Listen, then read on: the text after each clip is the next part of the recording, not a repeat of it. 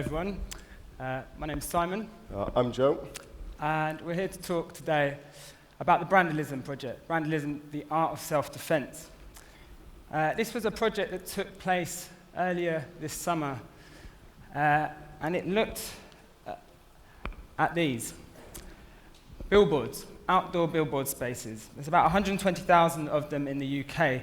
And what the Brandalism project wanted to challenge was the legitimacy of the outdoor advertising industry, and to reject an idea, a dominant idea today, that those with the most amount of money have the right to put their messages and rearrange things so that they are in full view at all times.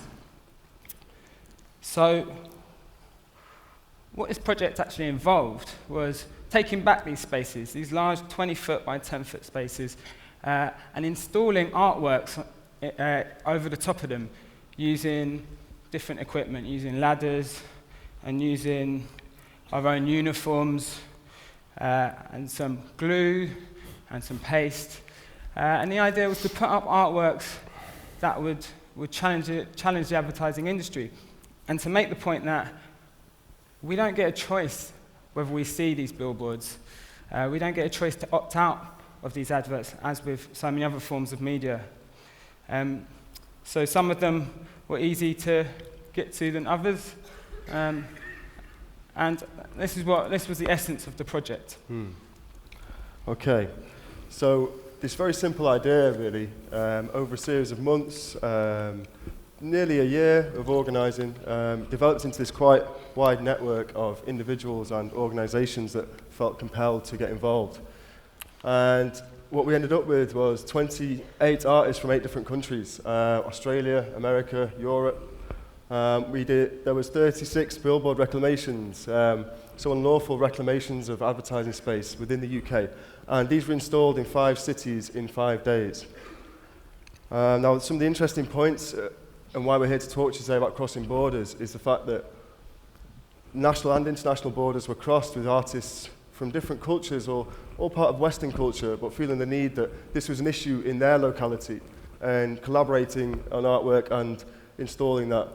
So also there's the question of lawful and unlawful. Artists felt compelled to step outside the boundaries of their safe practice, where they normally operate. We had artists from all the different disciplines, for illustrators, graffiti writers, all these many different things, photo montage artists, graphic designers, Some actually work for the advertising industry itself, so that's telling. And they felt compelled to step outside these borders, really. And also there's the boundary between art and activism. What is art and its place in society, and how can we utilize it for social change and positive social change? However, we also wanted to go a little bit deeper, really, to kind of peer behind the front of these images, these glossy images that surround us, and kind of take a little look down the rabbit hole and see the mechanics behind the industry. And from this simple idea, really, grew this project. And hopefully today we will share some of those motivations which made the artists feel compelled to take part. Thanks.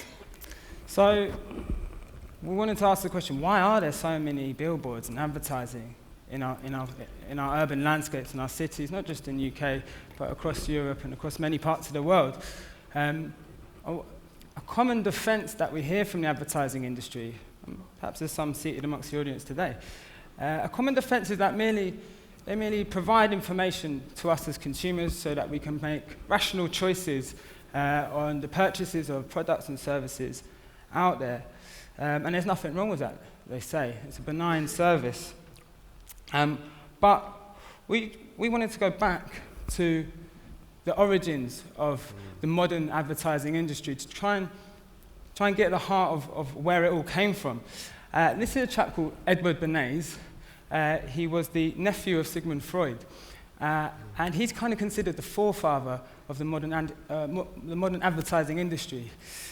I have a quote from one of his books that he wrote in 1928 called Propaganda. He used the word propaganda, later he would use the word public relations instead in a post-war context. There's an interesting quote here from Edward Bernays. He said that the conscious and intelligent manipulation of the organized habits and opinions of the masses is an important element in democratic society. We are governed, our minds are molded, our ideas suggested, largely by men we have never heard of. So it's interesting to sort of compare and contrast what we hear from the advertising industry today and looking at their history. Similarly, going back to around the same time, I have a quote from Paul Matzer of the Lehman Brothers, a disgraced banking organization called Lehman Brothers. And it's an interesting quote, because he said, "We must shift America from a needs to a desires culture. People must be trained to desire, to want new things, even before the old have been entirely consumed. We must shape a new mentality in America. Man's desires must overshadow his needs." So what the Brandalism project was wanting to do was to challenge the implications of all this in today's culture and to look at how it's affecting our society on a number of different issues. And to start with, obviously, we've seen the historical precedent that was set with the foundation of the industry. As artists, really, we're interested in culture, kind of what defines our culture. And by culture, we mean the places and spaces that society tells its stories about itself. And this is very fascinating for us, really. So really, the stories that we're getting thousands of times a day from modern advertising is really essentially acts of consumption. Buy this, it will make you something like this, which is ecstatically happy, Unfortunately, advertisers take our desire to belong and for these really meaningful human relationships, and then they link them to these notions or objects and products, which essentially is what our entire economic system exploits from us. And this promise of fulfillment and genuine intrinsic happiness through acts of consumption is unfortunately not possible. Now, with so many ads everywhere, we're also interested in how they affect our values, really. This is an artwork by Barbara Kruger, a very famous artwork from 1987. However, it's only recently that psychologists are actually doing the studies on the effects of advertising socially. And in fact, they're saying that advertising doesn't necessarily hold a mirror up and reflect a culture.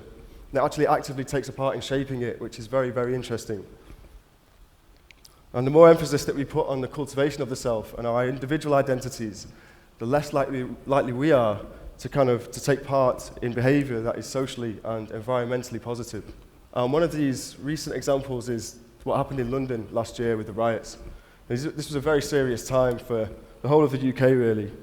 And these riots were very unusual. They weren't for social justice, they weren't for people's rights. What originally started as a protest against a young man's death in London by police quickly turned into something else.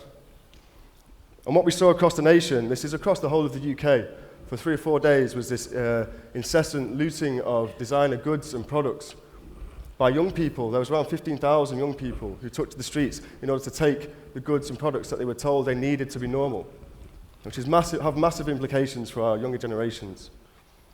And there was around 5,000 related crimes for this as well, so this is a very serious incident, really. Now, one of the things that came out from this was a government report, and that was entitled the Riots, Victims and Communities Panel Report, and some of their findings are quite interesting. And like this poster by one of the Brandalism artists, Bill Posters, he referenced the aggressive marketing of consumer goods at young people, and just very little has changed from this advertisement. This is the Nike ad as it was, with the addition of these 2 bags and a slight change to their strapline. So instead of just do it, it's just loot it. And really, the findings of this report are quite interesting. There was 85% of those surveyed thought that there was too much pressure on our young people, too much pressure to buy these objects and feel like they needed to be fashionable, and part of these social tribes. And 70% thought that steps needed to be taken in order to limit the number of ads that we are in contact with. And when we found out about this and we followed it, this became a central motivation for the project. So that was quite a dramatic manifestation of some of the cultural values that are becoming dominant. It was a very high-profile event of the rioting on the streets of London. But what we want to do now is look at some of the other artworks that were installed as part of this Brandalism project and look at other themes that came out. A more familiar, perhaps, and more day-to-day effect of the advertising industry or practice within it is the use of certain conceptions of beauty in order to sell us stuff, to put on our billboards and our adverts a very narrowly defined conception of beauty, beautiful men and women in not much clothes, airbrushed with all the imperfections taken out. And so this piece by Hannah Adamazek, a UK artist, was kind of referencing the impacts that can have on us as sort of emaciated woman struggling in quite a lot of turmoil, surrounded by conceptions of beauty. And this was one of the themes that came out in the Brandalism project. But recently there was an interesting advertising campaign on this topic in the UK. It's run by Dove. Now Dove produced this campaign for their new soap, so as tested on real curves. And so a lot of people stood up and looked at this and took notice and thought, wow, is this the advertising industry having a conscientious turn? Is it having a progressive change of heart about how it tries to market its products to us? Real curves, like we see on the screen. But then if you dig a bit deeper, you look at who owns the parent company of Dove. You look at Dove, and they're actually owned by a parent company, Unilever, who also own another brand, Lynx, who's a deodorant spray for men. And Lynx use a much more traditional, shall we say, marketing campaign.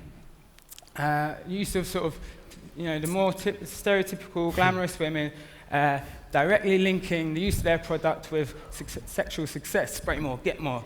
And so what we see when we link these two companies together through their parent company, Unilever, is rather than some sort of progressive change of heart from the advertising industry, a more insidious attempt to generate a new market within conscientious female consumers. And so we want to look at some more of the themes that came out in the Brandalism project. This is a piece by an artist called Peter Kennard, and he wants to look at the issue of debt and how the links between advertising and the promotion of a consumer culture, promotion of credit cards, of a buy now, pay later, purchase now, pay later schemes, and to draw up these links. Not just for us as consumers, debt is becoming not just a personal issue, it's now a national and an international issue as banks got their bailout, public services are being cut, and the latest crisis in capitalism unfolds. Debt is a major political issue of our time, and Peter Kennard wanted to touch on this with his work. And finally, for the artworks, where is all this going? What is the impact of this consumer culture on our planet, on our ecosystems, on the effect of resource depletion and the threat of climate change? So this is a piece by Polyp, he's a UK artist. It's kind of referencing the burning of the Earth's resources and the fate of the planet if this idea of constant economic growth on a planet of finite resources is pursued. And this piece was actually installed next to a gasworks in Salford in Greater Manchester to kind of to be a site-specific install. Cool. Now this is my favourite section. You guys have been patiently listening now for 10 minutes or so about what is wrong. It's quite heavy. So we're really interested in alternatives. Okay, and one example is Sao Paulo, which in 2007, they enacted their clean city laws to target the 4 main causes of pollution. And one of those is visual pollution, which they went after first. It's the most conspicuous form of pollution they could see there. So they removed 15,000 advertisements from their public realm. However, what's also interesting is at the same time, they legalized public art. So whilst taking away private art that asks something from the viewer, an extraction process is there, they actually legalized art that is just a communication and gives something to the viewer, whether it's something creative or aesthetic. This is very interesting. It could have profound implications as well for the way we see our cities and our streets as well. And the good thing is that 70% of those residents of Sao Paulo, which is the 4th largest city in the world, they back it fully, which is quite interesting. So maybe really, given the current scenario and what we've just been talking about, maybe we should be promoting alternatives to something that says sustainability rather than consumption. And maybe we shouldn't really refer to our young people anymore as consumers. Surely we're citizens first. So, 70% of residents in Sao Paulo supported this ban on outdoor advertising back in 2007. And similarly, the people from the Brandalism project were pleased to see a large amount of public support come out behind the project, and actually indicated that actually there's a lot of public disquiet about the amount of adverts that we see pushed into our faces, whether we like it or not. And so, with that public disquiet going on, we're very excited about the future of the project and what it could hold in the coming years. Thanks very much. Excellent.